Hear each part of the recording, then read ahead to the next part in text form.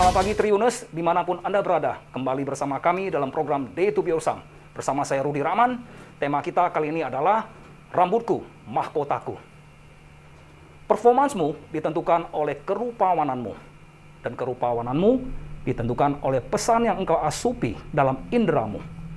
Kerupawanan itu sendiri kita golongkan dalam inner and outer beauty.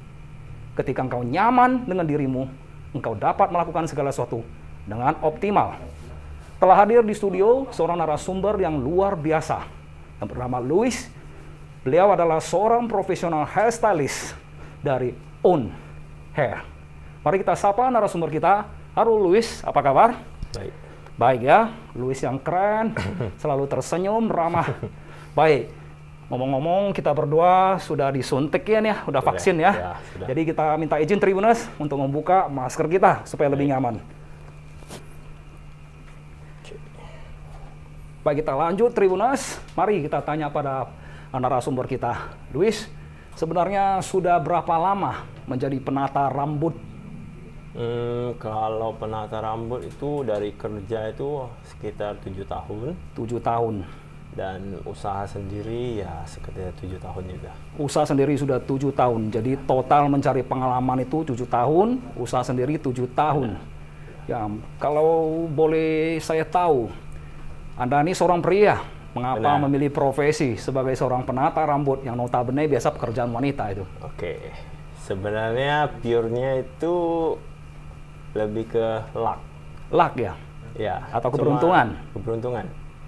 Soalnya pertama kali mengenal dunia ini tuh dari saudara ya. Saudara ya? Ya. Jadi di kumpulan keluarga gitu langsung ditanyain gitu. Oh. Mau nggak belajar rambut? Cuma begitu. Mau awalnya. Ya? Oh. Cuma begitu. Berarti luck-nya sangat besar. Luck-nya sangat besar. Ya. Jadi responnya gimana waktu itu? Saat itu 19 tahun ya. Nanya orang tua dulu. Nanya orang tua dulu. Belum bisa ambil keputusan Tribuners. Karena masih sangat remaja. 19 tahun ya. Masih fresh graduate itu.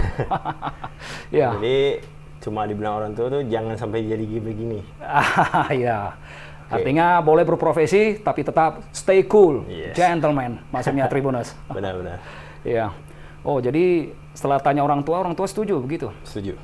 Kemudian prosesnya bagaimana? Jadi seorang stylist enak nggak itu? Pertama sih ya namanya belajar ya. Proses tuh nggak ada enak ya. Nggak ada enak. Lihat orang yang sudah di atas ya kita masih di bawah ya sabar aja sebenarnya. Sabar ya. Tapi yang benar-benar buat kita mencintai pekerjaan ini butuh lama ya. Butuh lama.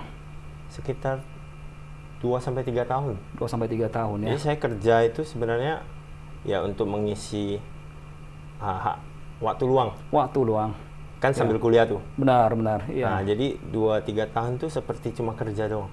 Oh, jadi kalau boleh tahu biasanya seorang suka pada satu bidang karena ada motivasinya. Apakah Anda termotivasi atau karena memang arahan orang tua? Termotivasi dengan sendirinya. Termotivasi dengan sendirinya. Kalau menurut saya, ya. Kalau mencinta itu otomatis sendiri mencari tahu. Oh, benar ya. Ya, dari saat itu sendiri mulai mencari tahu. Oh, walaupun ada pria, tapi karena Anda sudah mulai berjibaku dengan dunia stylist ini, Anda mulai mencintainya. Iya, pelan-pelan mencintai dan cari tahu malah lebih dalam. Tapi kalau boleh saya mengusik sejenak Tribuners ya, kita usik dulu narasumber kita ini. Apa yang enak dari rambut itu? Hitam dan itu saja. Apa yang menarik? Coba, Pak Louis. Sebenarnya menariknya itu menata customer itu ke arah yang benar gitu. Ke arah yang benar. Berarti ada yang salah ini dengan customer. Lebih banyak salahnya. Lebih banyak salahnya Tribuners. Ya, kira-kira seperti apa salahnya? Lebih banyak ke kemauan sendiri. Kemauan sendiri ya. Ya, maka terbentuknya namanya Own Hair. Own Hair. Own Hair itu kan ya harus punya kepribadian sendiri, benar. Oh, jadi setelah Anda menemukan adanya kesalahan dalam proses menata rambut di masyarakat, Anda kemudian berkomitmen untuk membangun sebuah institusi yang namanya Own Hair. Dan Own Hair itu artinya tadi? Ya, rambut dengan kepribadian sendiri. Oh, jadi Anda termasuk seseorang yang peduli pada kecantikan ya? Ya. Nah, tadi dikata ada yang salah Tribuners. Jangan-jangan kita juga salah, saya juga salah ya. Nah, kita tanya dulu pada narasumbernya, apa yang salah? Kira-kira kaidah apa yang harus kita penuhi untuk penataan rambut? Sebenarnya ya menurut saya ya. Ya, silakan. Yang salah itu kita pengen jadi orang lain. Pengen jadi orang lain. Pernah nggak kayak gunting rambut itu kayak wajah orang yang diambil kan? Benar, terutama saya mau jadi seperti ya. ini. Benar. Saya nggak ngaca sendiri sebenarnya. Oh. Kenapa nggak bagusin gua aja gitu? Ya, saya masih ingat Tribuners, waktu saya muda, saya terkagum-kagum dengan yang namanya Tom Cruise. Jadi saya cenderung meniru gaya rambutnya, gaya bicaranya. Nah, ini salah satu alibi ya, yang membuat kita bangga. Nah, ternyata itu salah menurut Pak Luis kita ini. Menurut saya. Menurut Pak Luis ya. Disclaimer ya. Nah, kalau misalnya kita menjadi orang lain, apa yang salah? Kan kita kagum sama tokoh kita itu. Sebenarnya dari segi postur, raut muka, tekstur rambut, segalanya itu tidak sama. Ini sungguh menyinggung perasaan saya, Tribuners. Ini sungguh menyinggung perasaan saya. Tapi keterus terangan ini sungguh mencerahkan hati ya, Tribuners ya.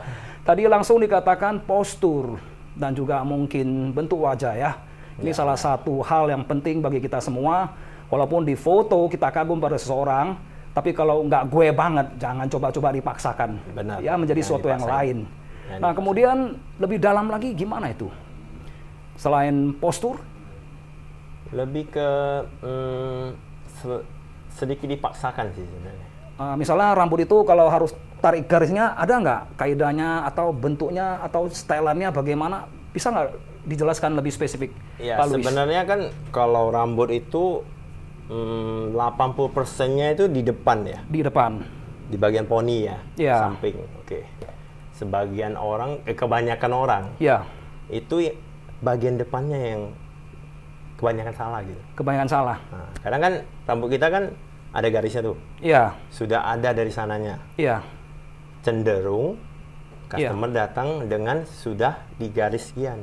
Oh, mereka gariskan sendiri. Dia gariskan sendiri dengan garis yang sebenarnya tidak tepat ya. Tidak tepat. Jadi dia harus natural, benar kan? Natural. Jadi yang arah sebelah sini harus di sebelah sini. Jadi semua orang itu garis rambutnya berbeda. Berbeda, ya. Jadi idealnya itu harus di tengah, di samping atau gimana? Contoh rambut saya, ini garisnya nih, Tribuners. Sebenarnya tidak ada patokan sih. Nggak ada patokan. Jadi ya, mau lihat natural itu biasanya kita sisir. Iya. Sisir. Iya. Nanti dia terbelah sendiri. Terbelah sendiri. Oh. Jadi itu naturalnya. Iya. Setiap orang pasti berbeda. Jadi nggak ada kiat harus begini. Berarti tadi ada yang salah dengan garis tarik rambut. Nah, yang kedua apa tadi? Postur ya? Postur. Nah, kalau wajah saya cocoknya rambutnya gimana? Coba. Wajah saya bentuknya gimana? Sebenarnya kalau wajah Asia, itu sebenarnya lebih nggak ada siku. Oh, Asia tuh nggak ada siku ya? Nggak ada siku di sini. Oh, di sini ya? Ya benar ya. Oh ya. Kebanyakan orang ngikutin gaya Korea sekarang ya. Gaya Korea ya, benar. Sangat populer sekali. Korea, saya menilai cenderung instan.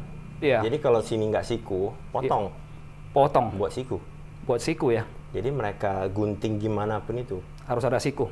Nggak ada masalah. Nggak ada karena masalah. Di sini nggak usah ditutup. Oh, jadi bagi kita yang nggak ada siku, guntingan sebelah sini harus ngetup. Tuh, V deh. Oh, benar nggak? Kalau cewek ya. Iya. Kalau cowok nggak bisa. Cowok nggak bisa ya. Ya, cowok sih lebih ke arah tadi. Iya. Arahnya harus benar. Oh, kalau cowok arahnya harus benar, kalau cewek lebih varian begitu. Benar. Cewek lebih spesifik. Oh, jadi tadi tarikan garis dan kemudian tipe dari apakah Anda Asia atau Kaukasia. Ya, beda ya, Eropa maksudnya ya, Tribuners. Dari postur. Nah, postur juga ya. Mungkin wajahnya tembem gitu. Oh. Leher.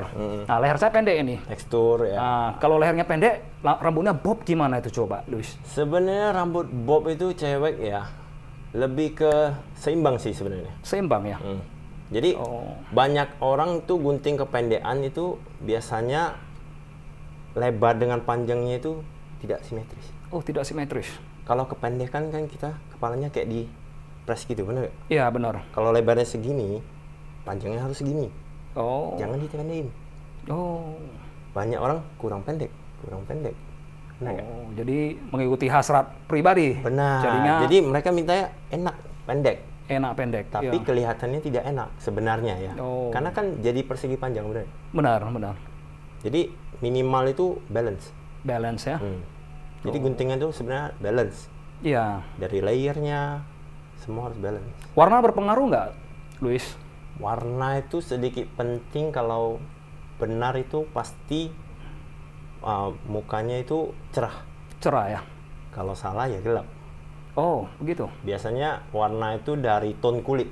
Oh, tone kulit. Jadi tone kulit kita ada 2 tuh. Lihatnya dari sini. Ya. Oh, ini. Nadi. Di nadi ya, Tribuners ya. Ya. Biasanya yang nadinya warna biru. Ya. Itu tone kulitnya dingin. Tone kulit dingin. Dingin. Warna hijau. Ya. Tone kulitnya hangat. Oh, hangat. Jadi pilih warnanya begitu aja. Oh, dari tone kulit ini, Tribuners. Ya. Saya pikir dari lihat warnanya ya, ternyata dari tone kulit. Kalau warna itu keterangan, beda lagi. Oh, beda lagi. Level terang. Level terang. Makin gelap kulitnya, harus imbangi gelapnya. Nggak boleh diterangi lebih dari kulitnya. Oh, begitu. Jadi kalau bagi yang putih, itu udah enak. Tinggal pilih aja mau warna apa. Karena kan levelnya udah tinggi dia. Nah, ini sebuah tantangan baru nih Tribuners untuk Pak Luis kita ini ya. Orang India. Oke. Orang Jawa yang kulitnya sawo mateng. Benar. Dan Tionghoa yang putih ini. Contoh nih, gimana ini? Kalau orang India, kalau diwarnain terang tuh pasti jelek kan? Benar. Oh iya. Berarti kan dia harus gelap. Harus gelap juga ya? Level 3, level 4, level 5, itu udah nggak bisa lagi. Oh, supaya karena simetris kulitnya udah terlalu... Tapi ada orang India yang Mumbai gitu kan, putih. Putih boleh. Ya. Tapi tidak boleh dipaksakan gitu ya? Benar, jadi harus ikut. Kalau Jawa yang ayu itu gimana itu coba? Nah, perawakan mereka lembut itu kan, sawo matang manis ini. Sawo matang ya di level 9 sih. Level 9? Maksudnya level 9 itu kayak keterangannya. Oh. Kita harus imbangi keterangan kulitnya. Oh, begitu nggak boleh lebih terang dari kulitnya. Kalau rambut ya. Oh, berarti warna rambut nggak boleh lebih terang dari warna kulit. Benar. Kalau dipaksakan apa yang terjadi? Banting ya? Ya, jadi mukanya kusam. Kusam, waduh. Jadi gelap kan kebanting kayak terangan rambutnya dari mukanya. Benar. Jadi Tribuners kita baru tahu ya kalau warna rambut lebih terang dari kulit, wajah kita kusam. Ingat Tribuners, jangan terlalu kepedean ya di terang-terangan rambutnya. Jadi kusam ini. Benar. Jadi tone pun penting. Itu tone pun bisa include ke makeup, baju. Itu pengaruhnya ya. Jadi kalau tone kulit kita dingin, pakai aja baju warna dingin. Oh, gitu. Celana, makeup, cewek ya. Iya. Kalau cowok mah baju. Oh, celana. Gitu. Jadi nggak bisa sembarangan gitu. Itu jadi kayak ngeblend. Oh. Kalau tone-nya masuk, itu ngeblend. Iya, jadi makeup, matching. makanya kadang ada yang makeup salah gitu kan. Benar. Itu tone-nya salah sebenarnya. Oh, jadi itu walau sebabnya. Nggak pandai makeup ya, tapi setelah ditelusuri kan, rupanya itu yang sesuatu yang lengket di kulit itu. Iya. Semua efeknya ke situ. Oh, langsung begitu ya. Itu sebabnya Tribuners kadang-kadang ada yang mengaku bad Friday katanya. Mood saya jelek.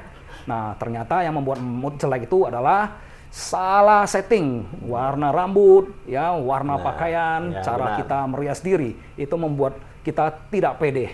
Baik, sekarang kita ingin tanya lagi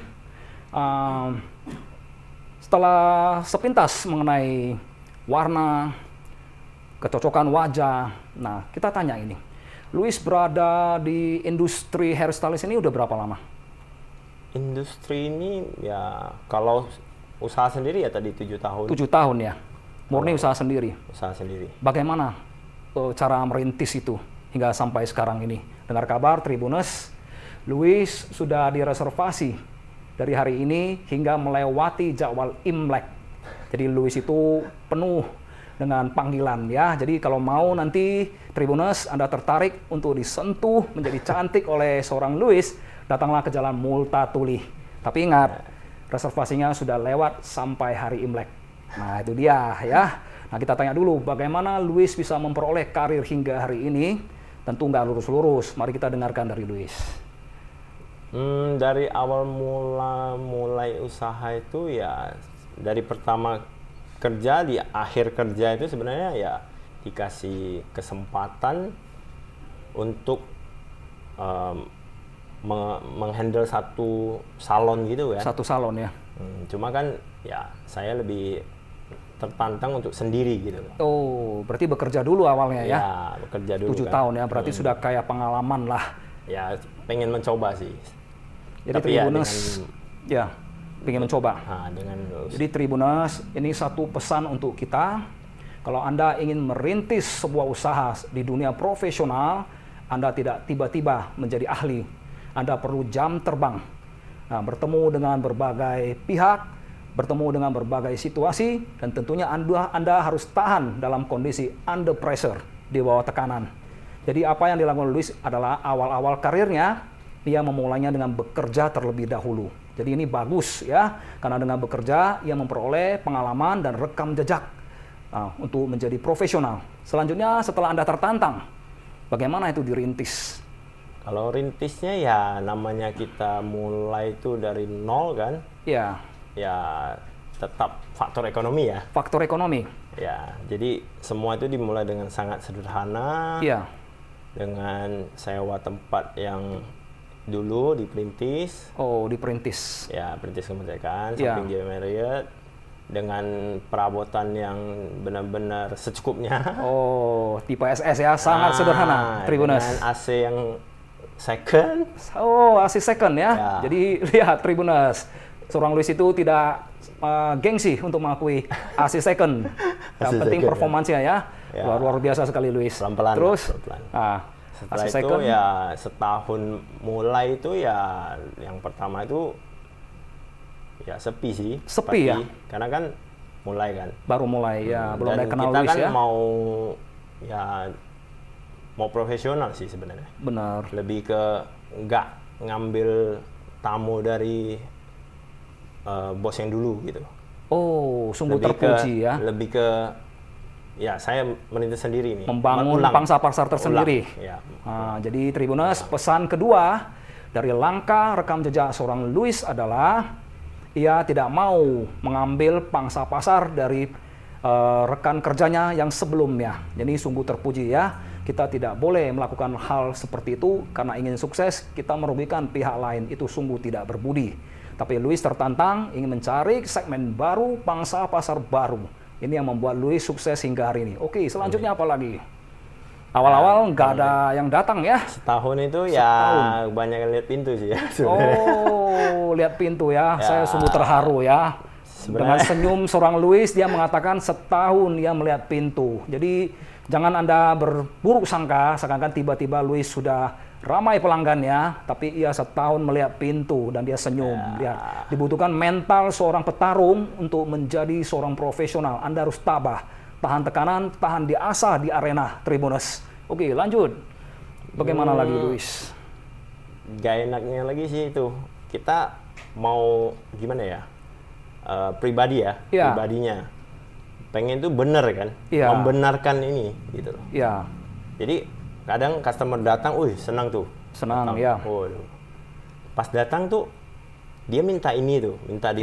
Contoh, saya mau di perm gitu. Oh, oke.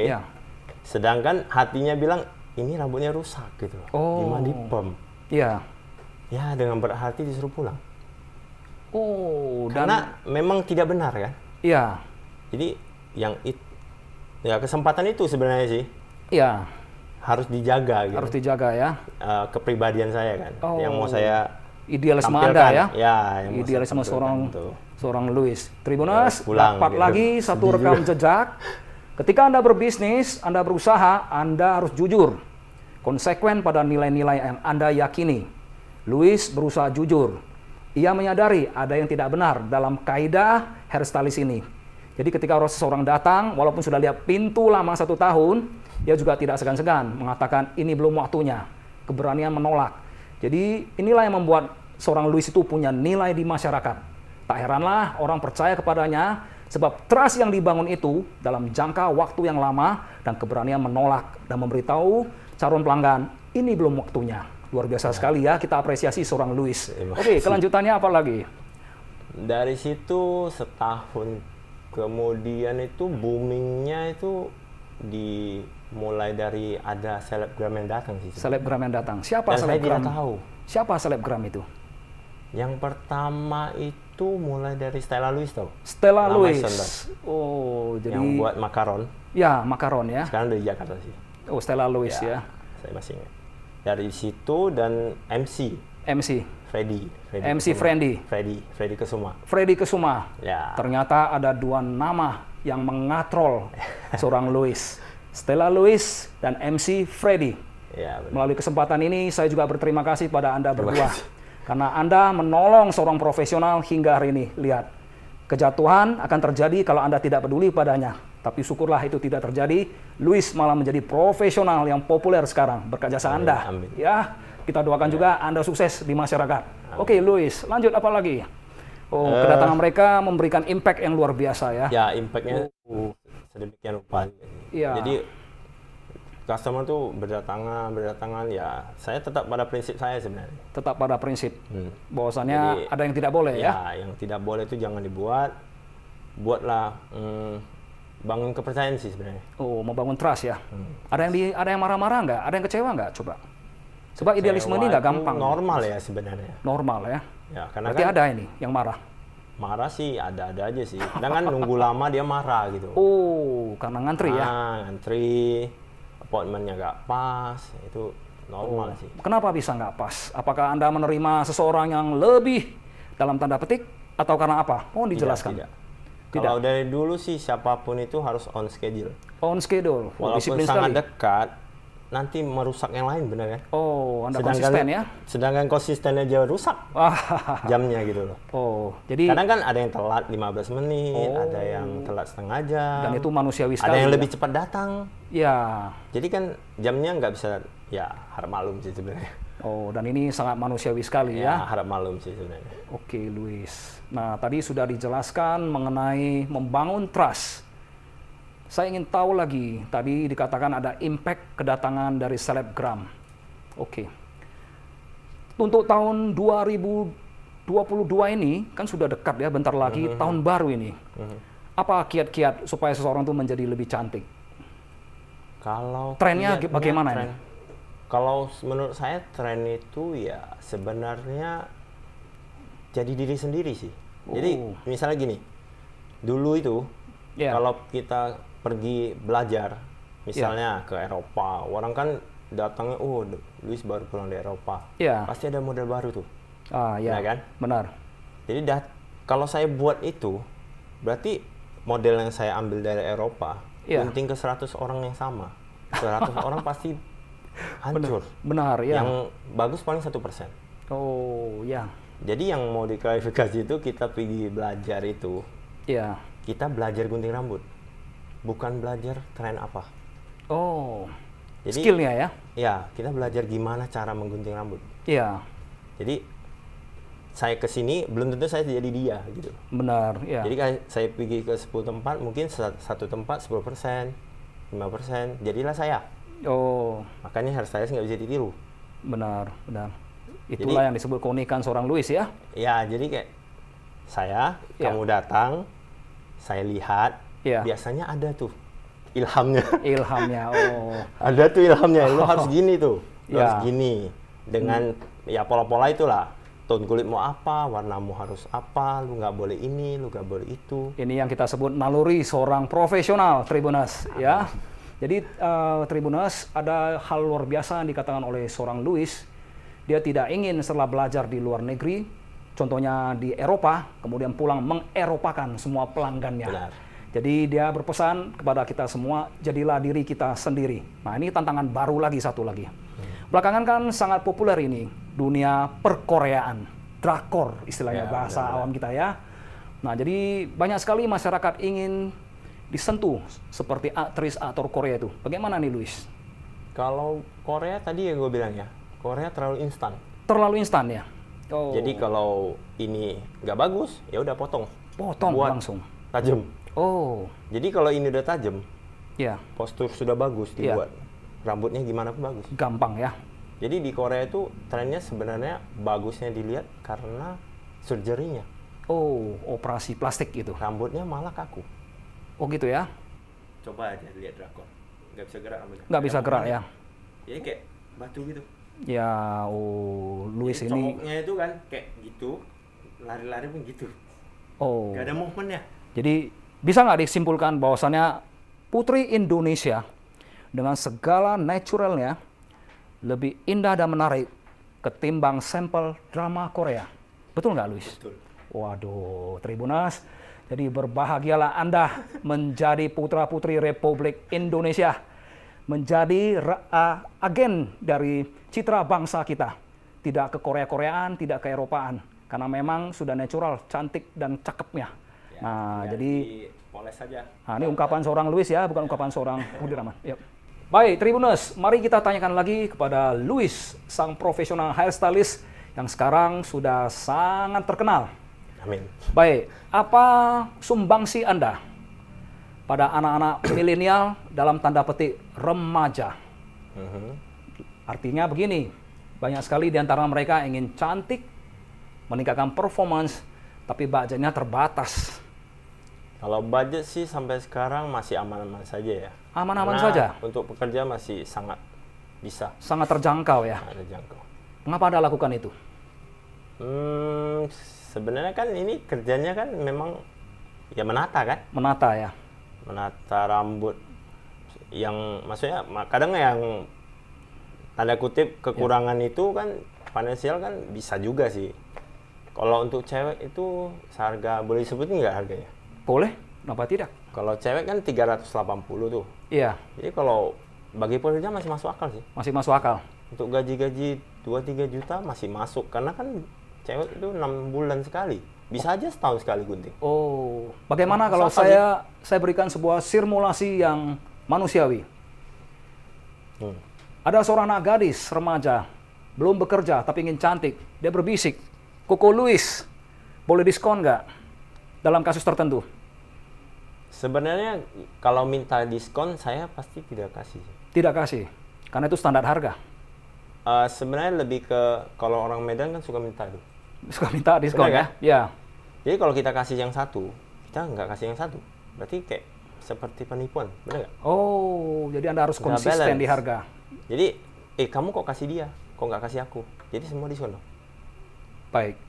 Karena udah relatif sebenarnya tanda kutip murah sih. Murah ya? Sudah cukup. Ya. Jadi kalau kita turunin lagi, nanti yang di sini nggak enak.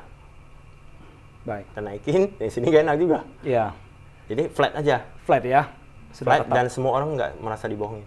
Oh, baik. Tribuners, di marketing ada yang namanya standard price yang melindungi sistem bisnis kita dan pasokan kita dari waktu ke waktu. Memang benar, kita tidak bisa mengobok-obok harga. Sekarang kan nanti pelanggan lain yang mampu merasa dirugikan, merasa dicurangi. Diperlukan konsistensi dalam hal ini. Jadi kalau kita menuntut sebuah profesionalisme, menuntut sebuah performance, kita tentu harus membayar harganya. Benar. Nah, kalau kita lihat sekarang Luis sudah sukses ya. Amin. Bagaimana cara membagi waktu dengan keluarga? Sebenarnya bagi waktu relatif ya. Dulu saya kerjanya sih 7 hari, ya 7 hari kerja ya. 7 hari kerja. Berapa jam? Kalau dulu mah tutupnya jam 6, tapi pulangnya jam 9. Pulang jam 9, Karena kerja itu keras. Ya. Sebenarnya sudah tutup kan, tapi customer kalau datang minta tolong. Ya. Nah, tolonglah. Jadi kalau selalu ditolong dan terbiasa, benar nggak? Oh, ya. Jadi tidak Waktunya disiplin ya. habis. Ya. Jadi kalau pulang jam 9, makan jam 10. Oh, Waktu sama keluarga nggak ada. waktu sama keluarga tidak ada. Nah, itu 2 tahun sih. 2 Oh. tahun. Sikap Saya istri pernah- bagaimana? Saya pernah paling parah itu 3 hari itu benar-benar seperti robot lah. Sebenarnya. Seperti robot. Jadi sehari itu saya gunting pernah 40 orang. Iya. Jadi hari besoknya itu 37. Hari ketiganya 36. Hari Iya. keempatnya sakit. Oh, jadi sakit ya. Karena 3 hari itu saya cuma makan sekali. Cuma makan sekali. Jadi bangun itu kerja sampai malam jam 10 makan. Iya. Besoknya gitu lagi. Ulang-ulang lagi seperti itu. Jadi makan itu jam 10 malam. Oh, jadi 3 sakit ya. hari sakit. Itu Oh. pas hari keempat masih gunting 10 orang loh. Oh, Dengan tangan yang sudah gemetaran. dingin. Iya, Terakhir yang dari luar kota, tolonglah ini nggak bisa lagi. nggak bisa lagi. Nah dari situlah mulai jangan lagi deh. Iya, Mulai besok harus ada stopnya. iya. Jadi sorenya itu cut jam 5 udah. Jam 5 tutup terakhir. ya. Jam 5 terakhir, jam 6 tutup. Iya. Nah, itu normal jam operasional sebenarnya. Bukanya jam berapa? Jam 9. Jam 9. Oh, baik Tribuners. Luis menetapkan sebuah jam disiplin start jam 9, tutupnya di jam 5, tempatnya di Jalan Multatuli. Nah, setiap Kamis kita tutup. Jadi memang di dalam bisnis diperlukan namanya TQM, Total Quality Management. Karena Luis bekerja dengan intuisi, dia membutuhkan kesehatan dan konsentrasi yang tinggi. Kalau dihajar-hajaran terus, tentu kesehatannya tidak memadai, konsentrasinya buyar. Salah-salah nanti modelnya jadi nggak cantik ya. Nah, jadi Tribuners, bagian ini penting. Kita tidak bisa menggunakan waktu itu sesuka hati kita. Kita harus disiplin menggunakannya secara efektif dan akurat.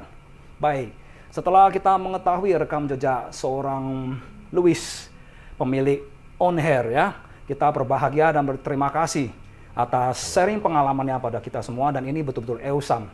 Karena Luis tidak gengsi mengakui dia pernah bekerja, dia juga pernah mengumpulkan material seperti AC second hand. Dia nggak malu mengakuinya, ya Tribuners. Jadi bagi kita semua, kita juga harus berani untuk mengakui keadaan kita, harus berjuang habis-habisan untuk melawan kemiskinan. Nah, sekali lagi saya katakan, jadilah representatif bangsa Indonesia di dunia kerja. Jadilah bangga pada usahamu. Jadilah revolusi di dunia kerja. Jangan malu asal kita tidak mencuri dan meminta-minta. Kita bangga dengan perjuangan kita. Tentang hasil, biarlah nanti Tuhan yang mendukung kita dan masyarakat yang menilai bagaimana cara kerja Anda. Terima kasih kita ucapkan kepada Pak Luis. Semoga sukses. Sudah diundang. Iya, sampai luar biasa lagi ya. Ya. Nah, terima kasih Tribuners. Sampai jumpa di Day2B Usaha periode berikutnya. Selamat pagi.